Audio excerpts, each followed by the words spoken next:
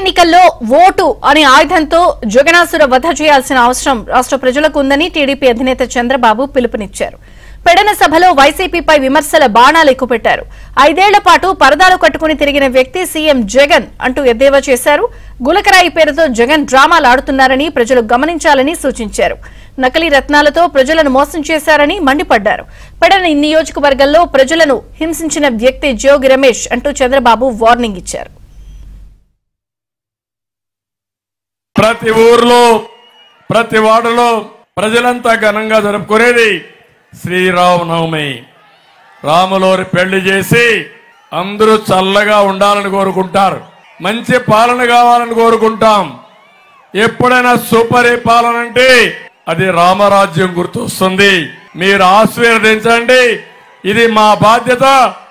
తప్పకుండా ఈ రాష్ట్రంలో రామరాజ్య స్థాపన నెలకొల్పగలుగుతామని చెప్పి మీకు తెలియజేస్తున్నా.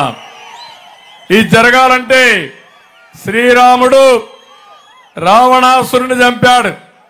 మీరేం చేయాలి? జగనాసురుణ్ణి ఏం చేస్తారు? మీరు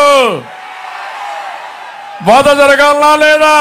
చేస్తామని గట్టిగా చెప్పండి, కొట్టి చెప్పండి, చేస్తామని.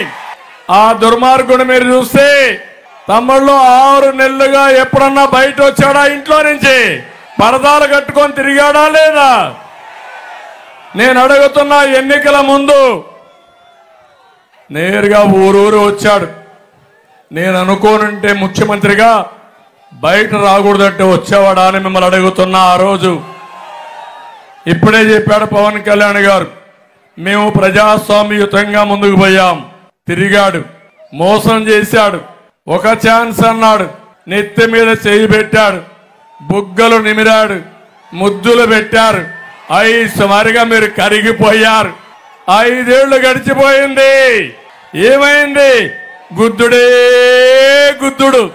బాబాయిని గొడ్డలతో లేపేసింది ఎవరు తమ్ముళ్ళు అని అడుగుతున్నా.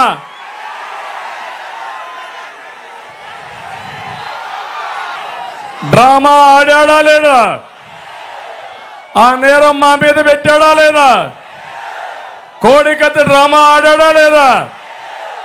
నిన్న గులకరాయి డ్రామా. ఆయన మీటింగ్ పెట్టాడంట, కరెంట్ ఆఫ్ అయిపోయిందంట.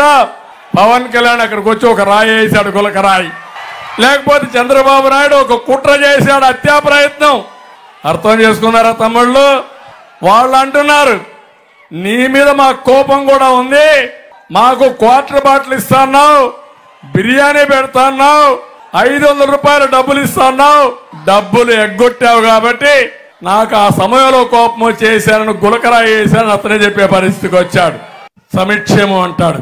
నేను అడుగుతున్నా మిమ్మల్ని అందరినీ, సంక్షేమంలో 100 కార్యక్రమాలు ఇచ్చా. అన్నా క్యాంటీన్ ఉందా తమ్ముళ్ళు అని అడుగుతున్నా. ఈరోజు చంద్రన్న బీమా ఉందా అని అడుగుతున్నా. పండుగ కానుకలు ఉన్నాయని అడుగుతున్నా. విదేశ విద్య ఉందని అడుగుతున్నా. రంజాన్ తోఫా ఉందని అడుగుతున్నా.